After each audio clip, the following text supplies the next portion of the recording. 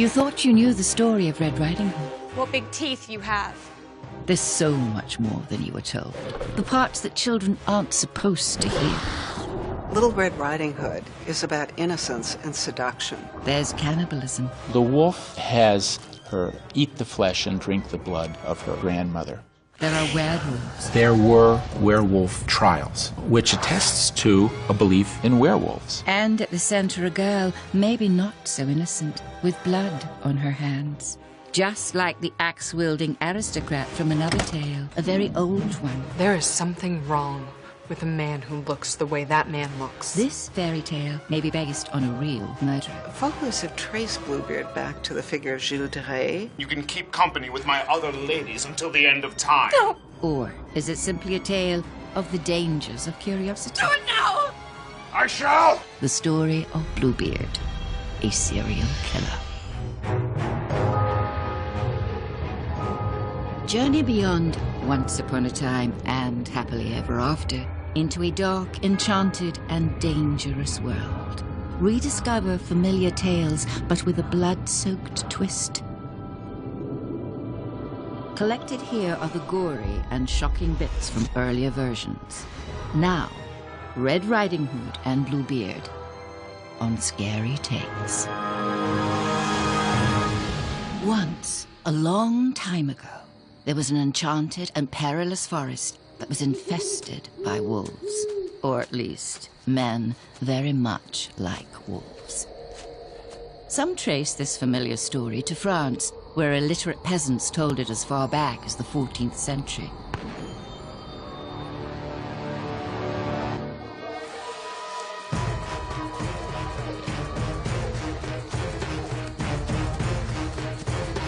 Fairy tales are manuals for survival. I refer to them as true lies. They're fictional, but they're very closely connected with our fears and anxieties. It's what John Updike calls the television and pornography of an earlier age.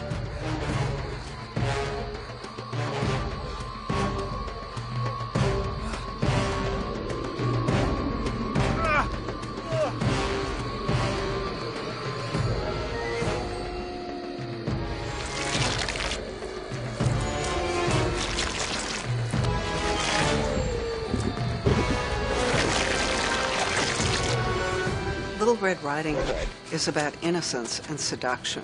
We each have our own Little Red Riding Hood story in us about a wolf, a predator out there. Perhaps 14th century Europeans imagined the wolf-ridden forest as the one outside their own doors. But cleverer souls have always perceived much more to this simple story. Something deeper.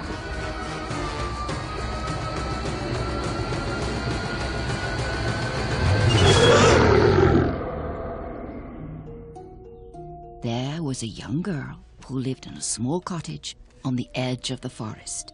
She was troubled by strange dreams.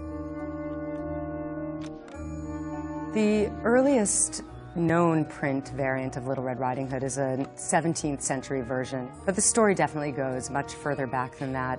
There's another French variant called The Story of Grandmother. In The Story of Grandmother, Little Red Riding Hood goes into the bedroom, promptly takes off her clothes upon request of the wolf, and only gets scared when he says he just might eat her. The mother was lost in her thoughts as she went about her chores and obligations.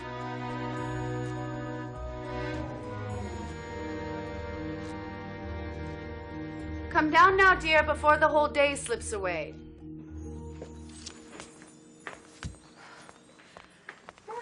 Morning. Here's a heel of bread I saved from supper last night. Eat it with the stew. What a strange night last night was. Outside in the forest. Such things I'd never heard before. Come, my dear. I have a special chore for you today. Your grandmother's not well. Poor old woman. I fear she won't see the end of another winter.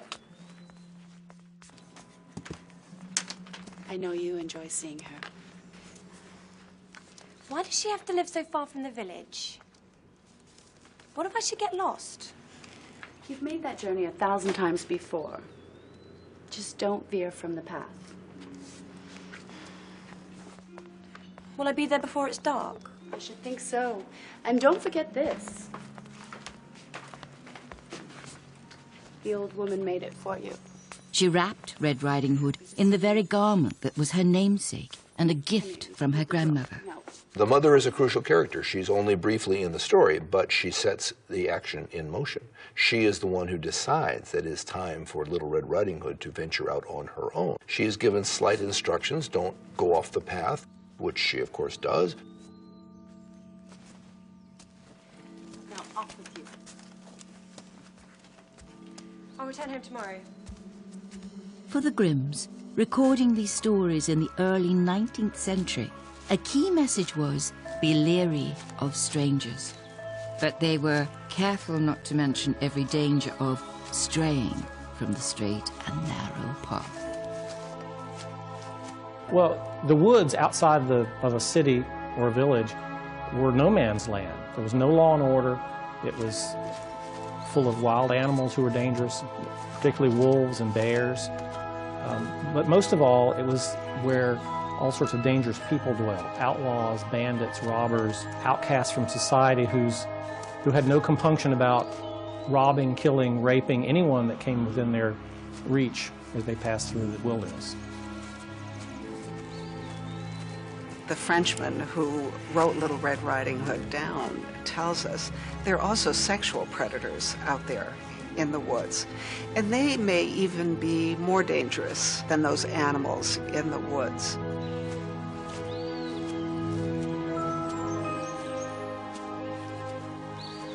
And there were real dangers lurking in the woods, just as there are real dangers out there today.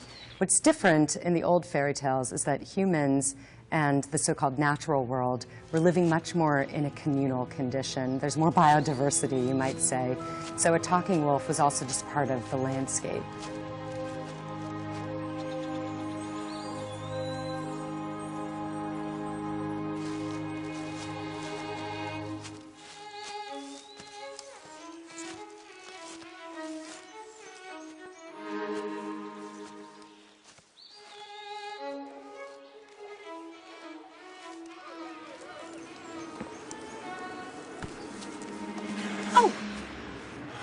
Please forgive me, little girl. I didn't see you there on the path. I haven't frightened you. Forgive me, sir. It was all my doing. I'm in such a hurry to get to where I'm going and distracted by the forest that I didn't see you. Wolves were very dangerous animals in Europe. France, in particular, suffered for wolf attacks for a very long time. From the period of 1530 to 1830, over 3,000 people were killed in France by wolf attacks. I'm on my way to my grandmother's to bring her cakes and wine. As long as I remain on the path, I'll be there in no time. Grandmother's house is just up ahead, by the clearing. Oh, I know the very place. But there's such pretty flowers to smell along the way. You mind if I put these in your basket? In Italy, in the same period, you have 440, I think, recorded fatalities from wolf attacks. And these are the most advanced areas of Europe. There are stories of Siberian peasants being dragged out of their houses by wolf attacks in the middle of winter. Thank you very much, but I really must be going. It's getting late and I still have some ways to go. Nonsense, my dear. You'll do well to follow me, as I know a shortcut that'll shave at least an hour off your journey. I'd be honored to chaperone you through the forest. Now, you said your grandmother lives in the clearing by the stream? Kind sir, I am grateful for your offer, but I really think I should stay to the path. Wise girl. Obedient child. But I am what I appear to be, merely a helpful huntsman. I have an idea. Why don't we both travel to your grandmother's house? You by the winding path, and I by my shortcut. And if I should arrive first, I shall extract from you the payments of a kiss. And if I should arrive at grandmother's first, what shall you give?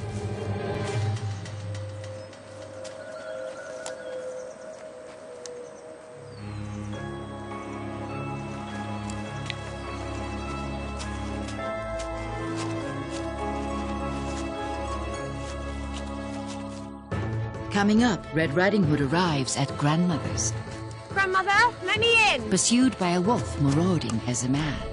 The medieval Europeans absolutely believed in werewolves. He'll meet Grandmother, and before the night is through, Red Riding Hood will become a cannibal. And later, a strange nobleman with a bizarre blue beard seeks his next victim.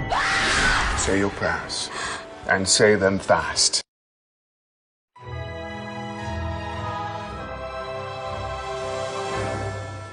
Red Riding Hood left home with a basket of cakes and wine for Grandmother. But she was sidetracked by a stranger and waylaid by the enchantments of the forest. Little Red Riding Hood can be read on so many different levels. That is, on the one hand, it is about a girl who goes into the woods, who strays from the path. And for many years it was read as a cautionary tale about the importance of obedience. But on the other hand, it has the power of myth, and it shows us, in the early versions, a girl who manages to use her wits and escape from the wolf. There is evidence that in the late Middle Ages there were actual werewolf trials, which attests to a belief in werewolves. Whether these trials were based on incidents that were caused by a serial killer, or whether they were based on actual wolf attacks, is in a sense irrelevant, because the belief was werewolves were the perpetrators. Even as Red Riding Hood took diversions from the path through the forest, the huntsman arrived at Grandmother's cottage just as night fell. Who is it? It's your granddaughter. Come with a basket of cakes and a bottle of wine to cheer your spirits. Let me in. Is it you, Red Riding Hood? Yes, it is I, Red Riding Hood, and I have treats that will restore your strength. Now let me in! But your voice, dear, why is it so rough and deep? I've caught a cold in here, Grandmother. Now let me in.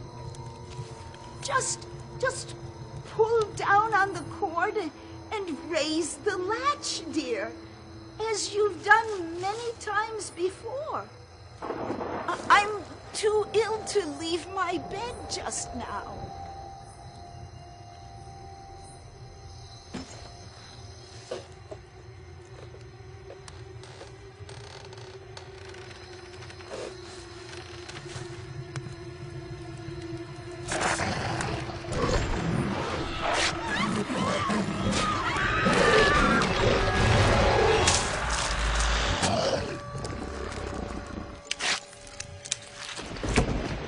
The medieval Europeans absolutely believed in werewolves. There were several famous werewolf trials in the 16th century. The most famous of which involved 3 men who claimed they were recruited by the devil to become werewolves and do his bidding, sowing evil and violence in the community. A short distance from Grandmother's, a woodsman toiled. Whoa! You frightened me, miss. I'm sorry, I didn't realize anyone was nearby. What are you doing out here at this hour, all alone? It's quite late and there are wolves about. I'm on my way to visit my grandmother. I can escort you safely to her front door if you'd like. It's just a few more steps. I'm sure I'll be fine. Well, I'll just be round that bend in the path, on the other side of the hill, chopping the last of the wood. So, if you call, I can be there in no time. Thank you, sir, but I have no wish to confront any wolves tonight. As the wolf was chewing Grandmother's remains and preparing to take her place in bed, Red Riding Hood knocked on the door. Who is it? It's your granddaughter. Come with a basket of cakes and a bottle of wine to cheer your spirit. Let me in. Is that you, Red Riding Hood? Yes, it is I, Red Riding Hood. And I come with treats to restore your strength. Grandmother, let me in. Just a moment, dear.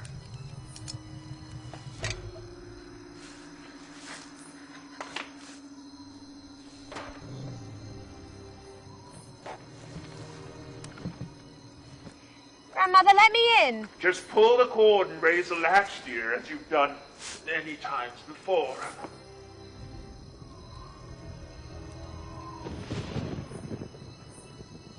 I'm far too ill to leave my bed just now. The wolf replaced the cord that lifted the latch on Grandmother's door with Grandmother's intestines.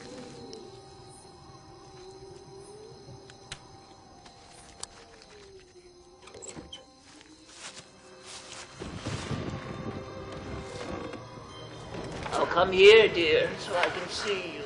Mother, I'm so tired after my long journey. Do you have anything for me to eat?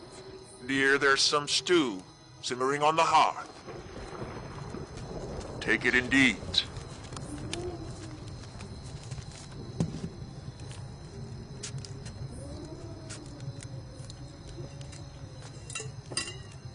Red Riding Hood looked into the pot on the stove, the pot where the wolf had earlier thrown stray pieces of Grandmother's flesh. In one version of Little Red Riding Hood, for example, from Italy, the wolf has put the grandmother's flesh and blood on the kitchen table and has Little Red Riding Hood eat the flesh and drink the blood of her grandmother. Very shocking scene. It's quite tough. Oh, I don't wonder. It's leftovers. Now come, dear, so I can see you. Do you have anything for me to drink? Dear, there's a bucket with some wine on the table. Take it and drink.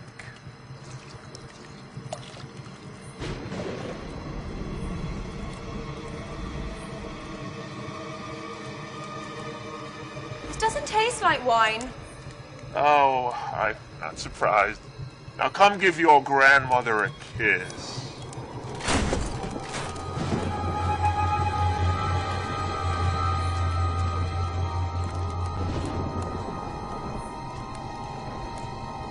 Dear, take off that silly red cloak and crawl into the warm bed with your grandmother. Soon you'll feel much better. Grandmother, where should I put my Red Riding Hood? Oh, just throw it in the fire. You won't be needing it anymore. What did you say? Oh, nothing, dear. Just come to bed.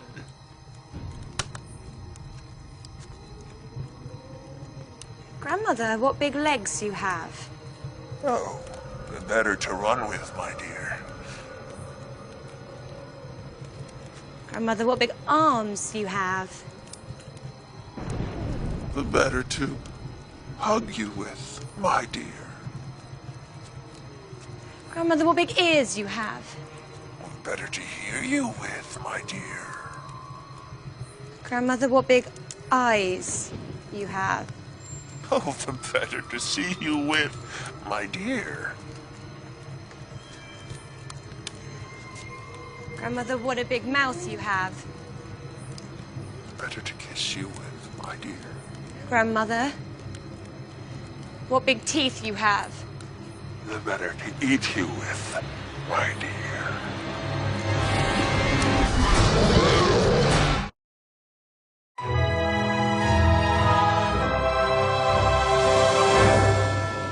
Grandmother, what big teeth you have. The better to eat you with, my dear.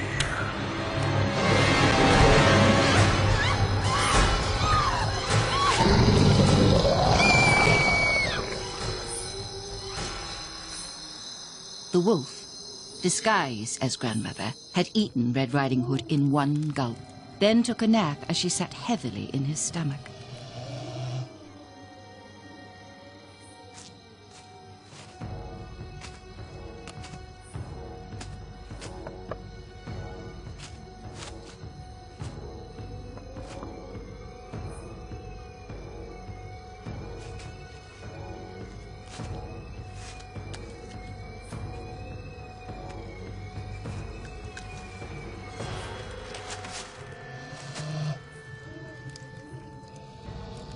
The woodsman quickly realized what happened, that the wolf had eaten Red Riding Hood.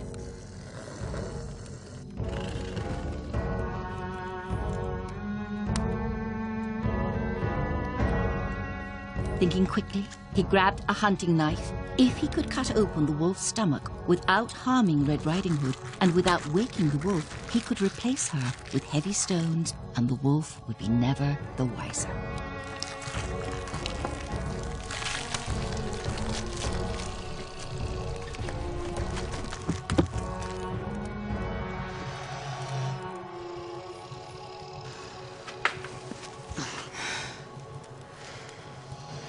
thank you, sir. You saved my life. I'd only wish you'd been here when my grandmother met her end at the hands of this wolf. That's no ordinary wolf, ma'am. We must be very careful and very quiet. Help me with these stones. Even though the woodsman in those versions saves her, I think we kind of know on some level that she is the one who has emerged victorious. He's not the hero. We don't think of the story as the woodsman's triumph at all.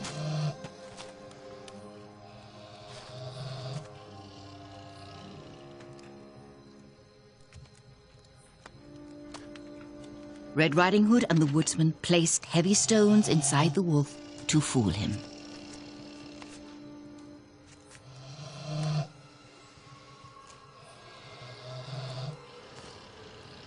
Then they sewed up his stomach.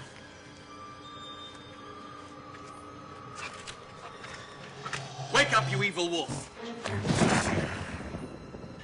Get out of this house, or I'll swing my axe and off will come your head. Watch out, sir. I have no fear of you, you old wolf. Go, or you'll feel the sting of my axe. It is you. But how can you be standing over there and resting so heavily in my stomach even now? Oh, you must be a very powerful witch. More fox than witch, you big bad wolf. Go, wolf. Run if you can. Quench your thirst in the well out back. If not, if I split you with my axe.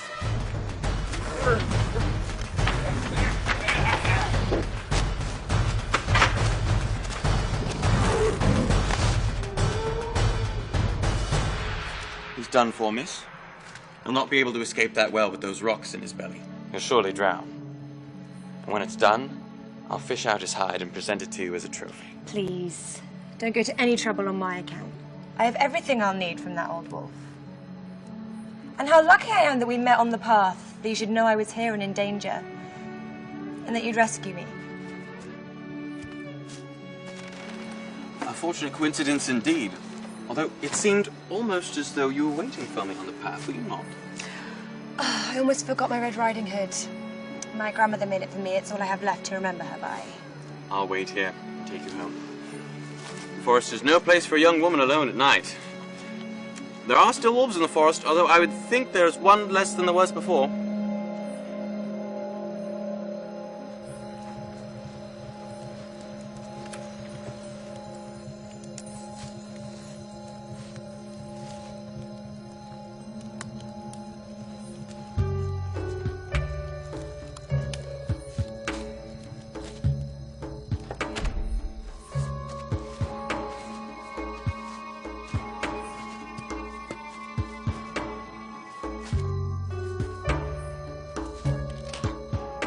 It's a story about learning to see through things, not take things always at face value, to realize people are more complicated than they seem. Of course, it's Little Red Riding Hood's story. Did she stage manage the whole thing? Possibly.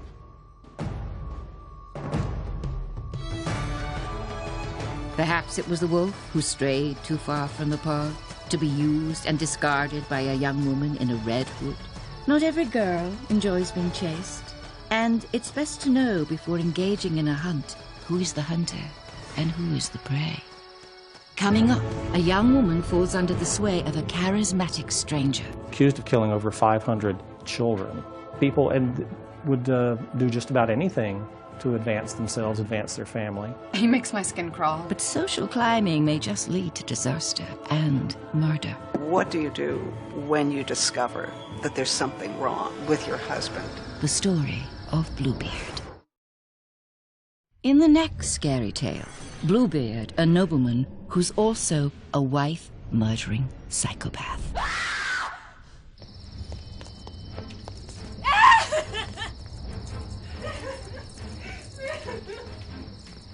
Wife?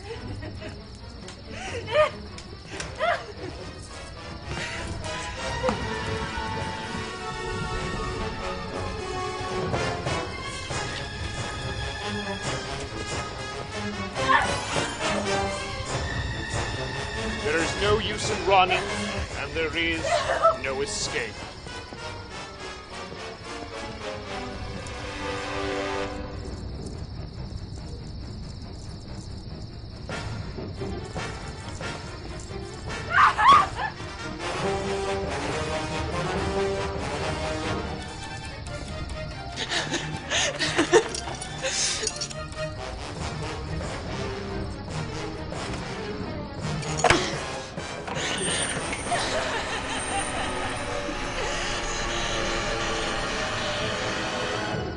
have your fill of that room.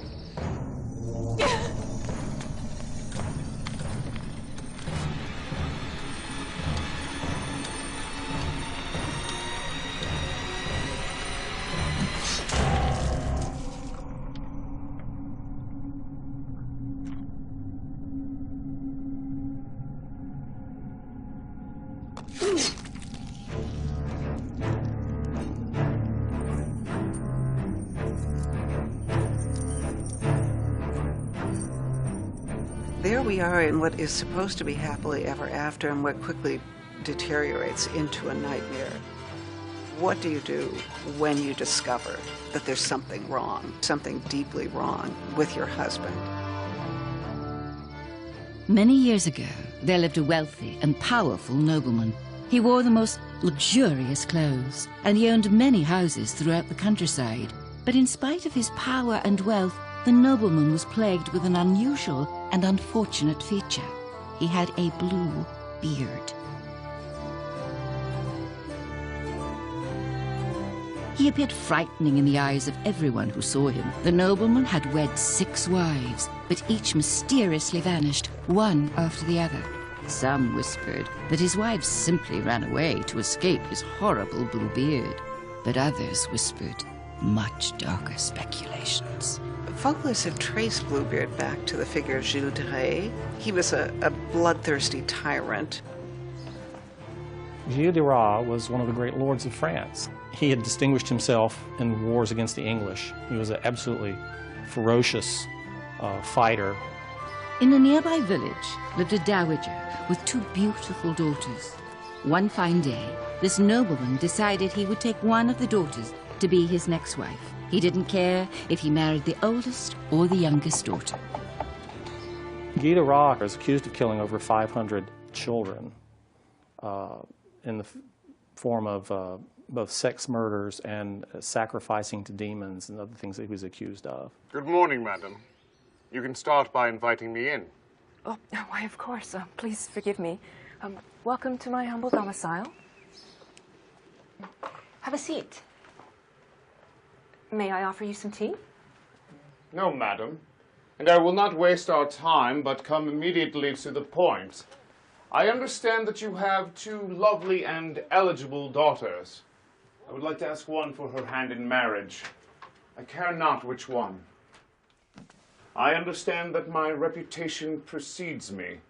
Gilles de Rais confessed to murdering them basically for sexual reasons. He would abuse them and then he would kill them. The confession was so lurid, the bishop had to cover the crucifix, which was behind his desk, with a cloth so that God would not be offended by what was being said. But I assure you, I own many homes and I have stores of riches. So I am well suited to provide for whichever daughter you choose to let me wed. But aren't you already married? How do you do? And how do you do? Madam, I trust you will explain to your daughters why I have come. I leave the particulars up to you. And now, forgive me. I have business in town. But would you all honor me with your presence at a dinner I am holding at my chateau tonight? I shall invite several of my neighbors, and you should feel free to invite your friends if you so choose. I shall arrange for the carriage to pick you up at 6. We most definitely will be ready and waiting. And thank you for your visit. Goodbye.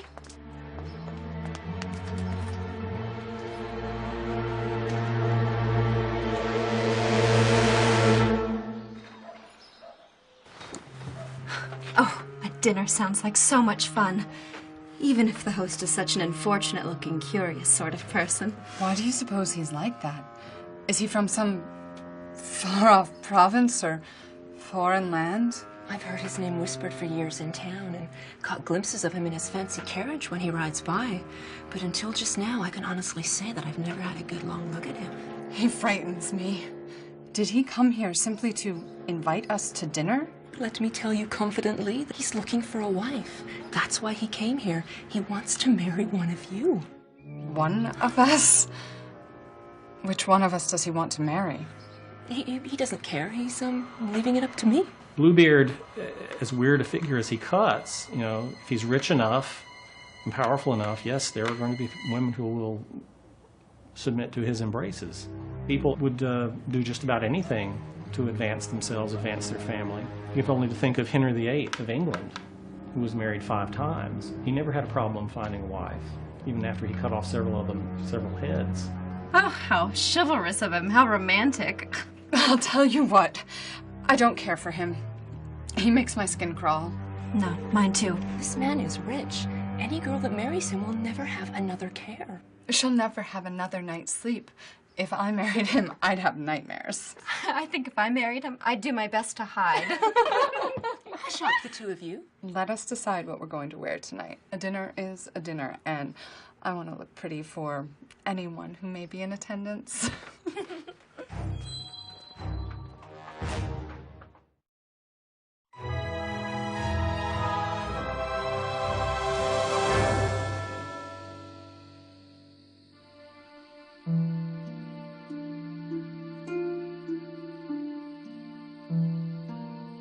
After the Dowager and her daughters were invited to a dinner held in their honor by the mysterious nobleman, they invited a handful of their trusted friends. The nobleman's servants rushed to polish all the silverware, set the table, beat the rugs, and put everything in proper order for the feast, as the nobleman had done 6 times before, all for the purpose of wooing one of the Dowager's daughters into becoming the nobleman's wife. There's something about Bluebeard coming from some faraway place, being foreign. I mean, he does often feel in some way different, though we don't know where he's from. Dear guests, thank you for coming to my home and giving me the opportunity to feast you with the finest delicacies that my estate can provide. If you're going to create a story about a multiple murderer, and you're in France, that's the first person you would probably think of. Someone rich enough to get away with it for a while and yet commit these heinous, bloody crimes. We're grateful. And in your debt. Perhaps you and your sister can think of some way to settle this debt. But first, please excuse me for a moment while I attend to a personal matter with my butler. I shall return shortly. In the meantime, enjoy the musicians. They are here for your amusement.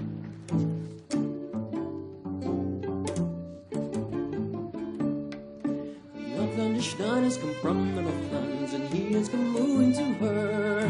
He said he would take it to foreign lands where he would marry her.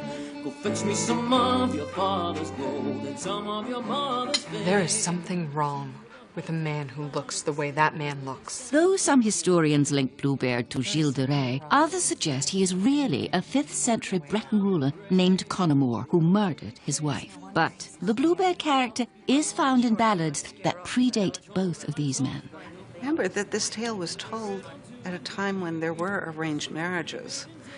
You might be married off to somebody who was richer and had a higher social standing, but you didn't know what you were getting into.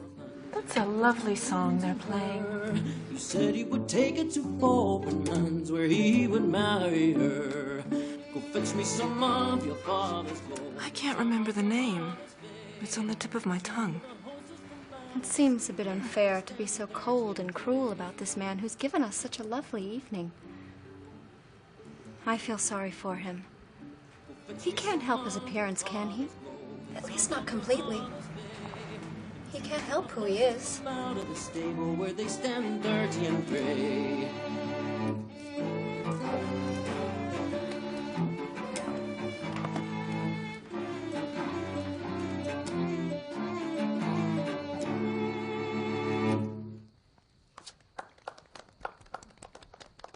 And so, the Dowager's eldest daughter became his bride. Eventually, she would live with him at his chateau in the country, the very same chateau where each of his other wives had disappeared, never to be seen alive ever again. So there's a universal fear of marriage here. That is, you make a commitment to someone you know and you love, or you think you know. but everyone is holding back secrets. Everyone rolls out some of the dark stuff later, and we just wonder how bad it's going to be. We hope it's not serial murder. Enjoying the estate, my wife? Oh, yes, very much. Everything is so fine and beautiful. I shouldn't think that anyone would ever want to leave such things behind. What's that? Oh, nothing. I just know I'm going to be so happy, so fortunate, and I'll have you to thank. A young woman in an ordinary household was the servant of her parents.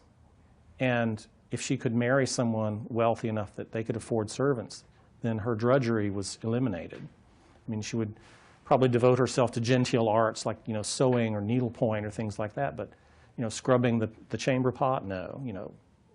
Butchering the hog, no. They would not have to do all these dangerous and dirty jobs that everyone else had to do every day. I'm afraid I have to visit some of my outlying estates. There are matters that need my attention. I shall be leaving shortly and will return in 3 weeks. Do you wish me to join you? No. You stay here. Alone? If you like, you can invite your sister to join you and keep you company. Shall I arrange for the carriage to pick her up in town and bring her here? Oh, yes. I would very much like that. I would love for her to stay with me, if she so wishes.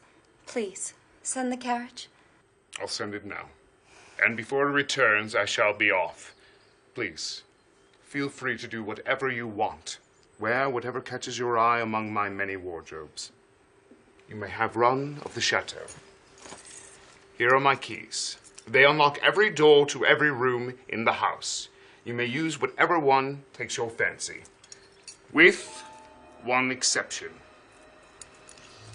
This key unlocks a small door at the end of the long gallery in the basement. I forbid you to use this key to open that door. If you open it so much as a crack, nothing will protect you from my fury. Do you understand? I do. But what is... Don't let me catch you having gone in there. Promise me you won't use this key. Promise. I promise.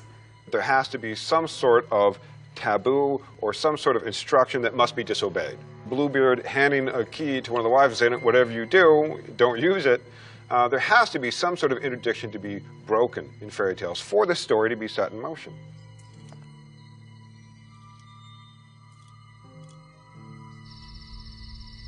After the nobleman had departed, the sisters enjoyed a reunion at the chateau. A surprise to see your carriage waiting at the house. What fun we'll have these next few weeks. Just like before you moved to the country. And so this huge uncertainty about marital relations, especially was especially prevalent back in the day of arranged marriages, or among social classes who would be engaging in arranged marriages. I am so glad you're here. I would have hated being here all alone. I still don't feel as though I fit in. Although, I can't imagine why I might feel that way. There's not a need or desire I could possibly have that can't be satisfied. There are rooms filled with gold, silver, silks, satins, jewels. I don't know what else.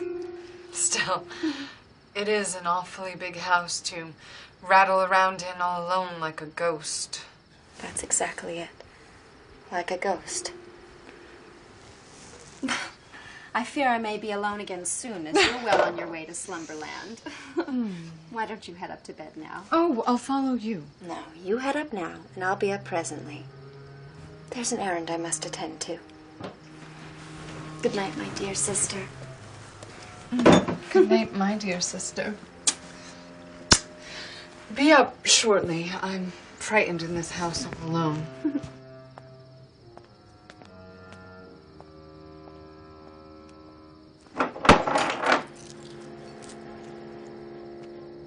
Curiosity is a powerful lure, and sometimes a dangerous one. It can kill more than just cats.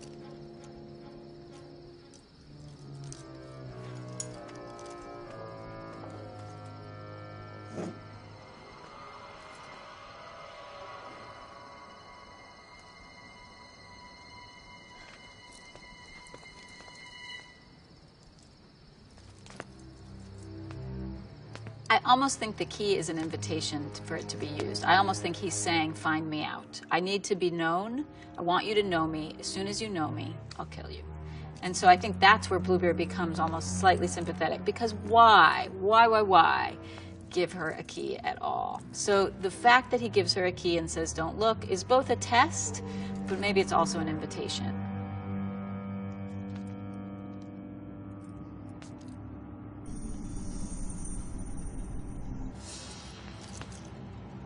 The Dowager's daughter entered the dark room, unsure of what she would find there.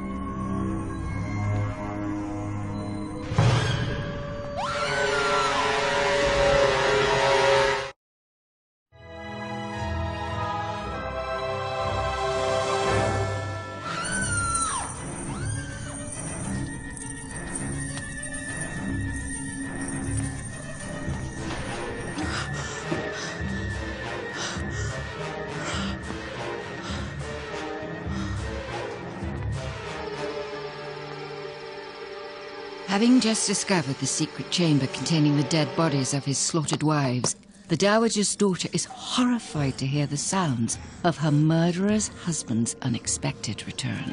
Wife?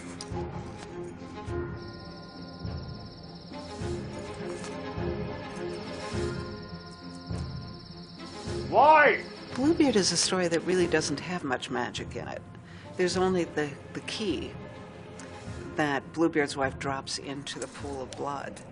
And there's no way of getting the blood off that key. It won't wash off. Good husband! I did not expect you home so early. Disappointed. Disappointed? No, sir. Just surprised. What were you doing in the basement? The basement? I heard a noise, and I thought one of the dogs might be barking down there.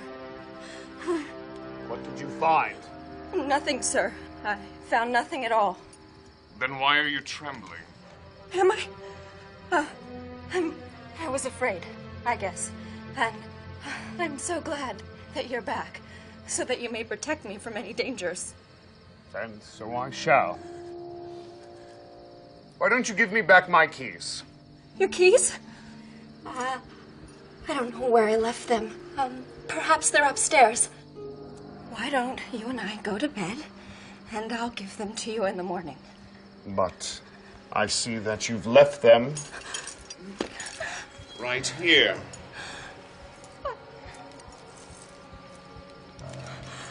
I told you you could use any key to open any door, but not this key and not that door. Since you have defied me, I'm forced to lose another wife. You will soon have your fill of that room. And you can keep company with my other ladies until the end of time. No, please, sir, please. Say your prayers, and say them fast. You'll need to be finished by the time it takes for us to bid my wives good evening, and to grab my axe.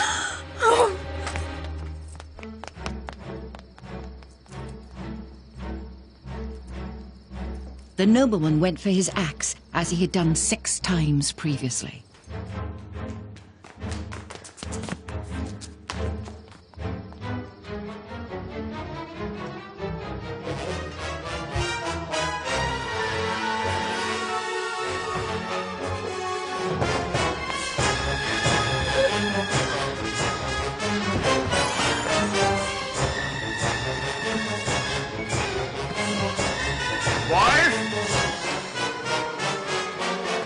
In a panic, the Dowager's daughter headed for the tower room of the chateau, where, unbeknownst to the nobleman, her sister was staying.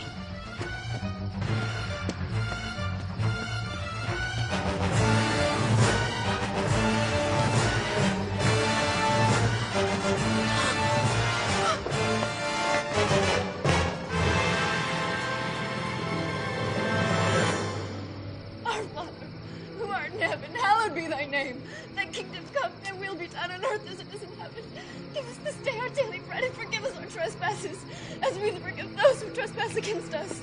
And lead us not into temptation, but deliver us from evil. As I have said 6 times before you, there is no use in running, and there is no escape. Oh God, oh God! No one on the horizon to rescue you. Oh God! Today you will meet your Maker and forsake all your worldly things, my dear.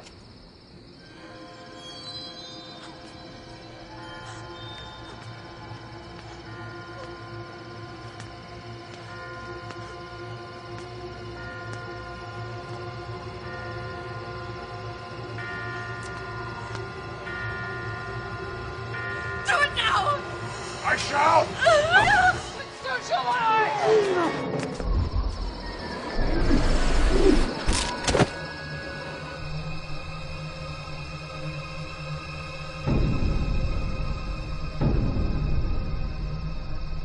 What I find fascinating about fairy tales is that they give us the worst possible case.